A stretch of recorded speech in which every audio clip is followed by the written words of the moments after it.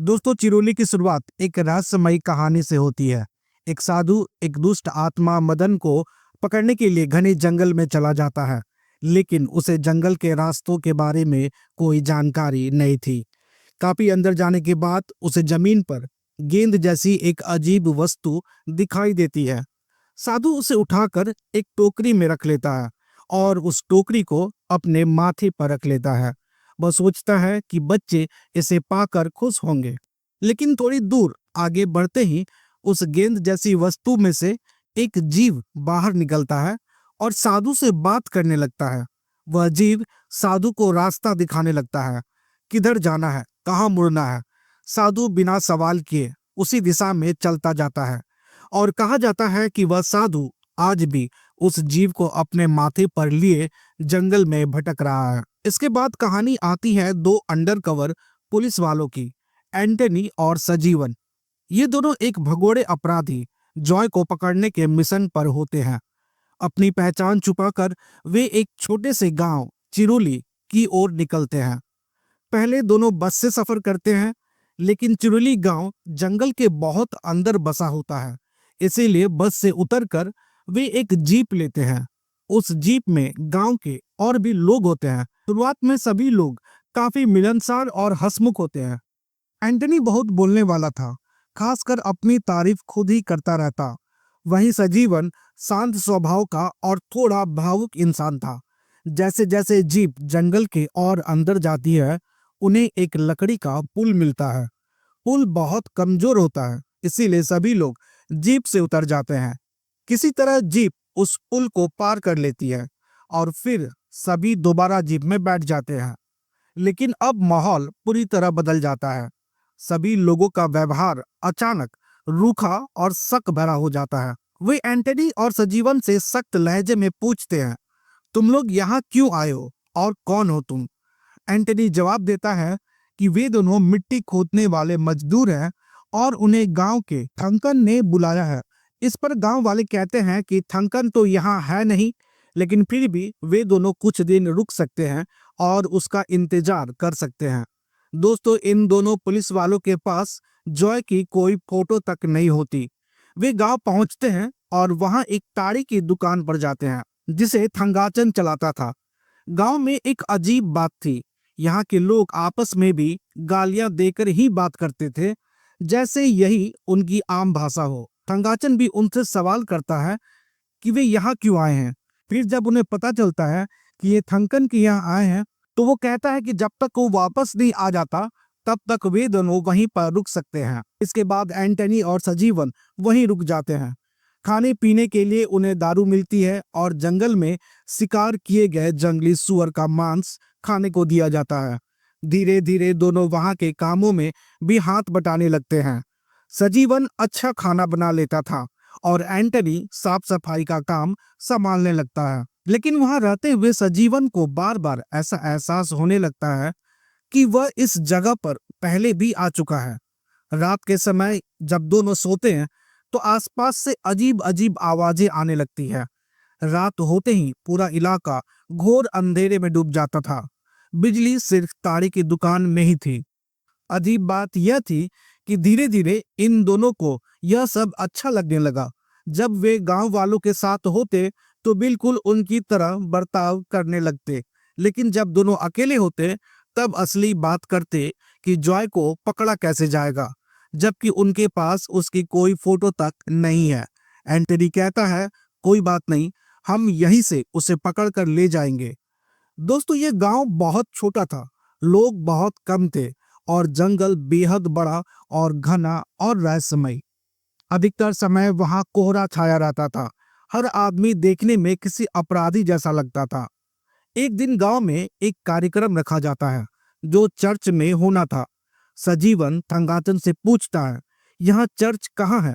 इस पर थंगाचन जवाब देता है, कल यही ठेका चर्च बन जाएगा। और सच में अगले दिन वही होता है। ताड़ी की दुकान चर्च में बदल जाती है। बहुत सारा खाना बनाया जाता है।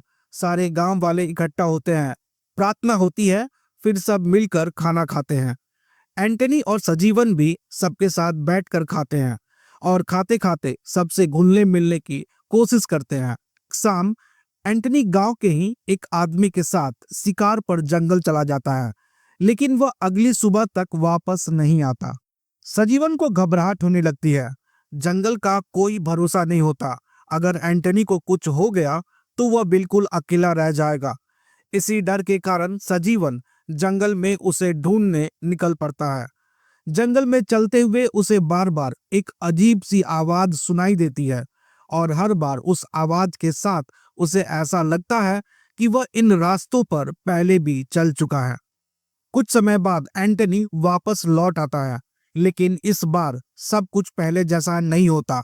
जंगली सुअर के शिकार के दौरान या फिर जंगल की ऊबड़ खाबड़ गतिविधियों के बीच एंटनी की पीठ पर एक बहुत ही गंभीर और अजीब घाव हो जाता है। यह घाव बिल्कुल भी सामान्य नहीं लगता। एंटनी दर्द से तड़पने लगता है। चिरुली में ना तो कोई डॉक्टर है, ना ही कोई अस्पताल। इसलिए गांव वाले सलाह देते हैं कि एंटनी को एक हीलर महिला के पास ले जाया जाए। एंटनी को एक रहस्यमयी महिला के पास ले जाया जाता है, जिसे गांव वाले पेंगल यानी बहन कहकर बुलाते हैं। वह महिला जंगल के बीच एक एकांत झोपड़ी में रहती है। वह सिर्फ घाव का इलाज ही नहीं करती, बल्कि ऐसा लगता है जैसे उसके पास कुछ अलौकिक शक्तियां भी है। उसे चिरुली के अतीत के बारे में सब कुछ पता है। गांव के लोगों के छिपे हुए पाप और वे अपराध जिन्हें ये लोग सालों से अपने भीतर दबाए हुए हैं। जब वो महिला एंटनी के घाव पर अपनी दवा लगाती है तो एंटनी दर्द के मारे जोर जोर से चिल्लाने लगता है। इसी दौरान वह अचानक अपनी नजर सजीवन पर टिकाती है और अगले ही पल वह उस पर जोर से चिल्लाने लगती है। वह सजीवन पर एक बेहद घिनौना आरोप लगाती है कि उसने किसी बच्चे के साथ दुर्व्यवहार किया। महिला की बातें सुनकर सजीवन पूरी तरह सहम जाता है। उसका चेहरा पीला पड़ जाता है। वह कुछ बोल नहीं पाता। क्या सजीवन का कोई काला अतीत है जिसे वह खुद भी भूल चुका है, या फिर यह चिरुली की माया है जो धीरे धीरे उसके दिमाग से खेल रही है? यह दृश्य साफ इशारा करता है कि चिरुली में कोई भी बेगुनाह नहीं है।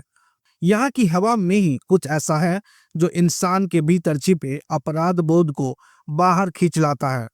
कुछ समय बाद थंगन शहर से वापस लौटता है। उसके वापस लौटने के बाद पता चलता है कि इन दोनों को थंगन ने नहीं बुलाया।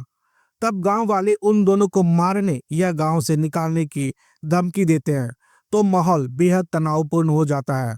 अपनी जान बचाने के लिए सजीवन अपनी असली पहचान उजागर कर देता है।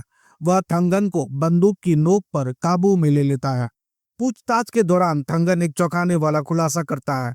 वह बताता है कि वह खुद वह अपराधी नहीं है जिसे पुलिस ढूंढ रही है।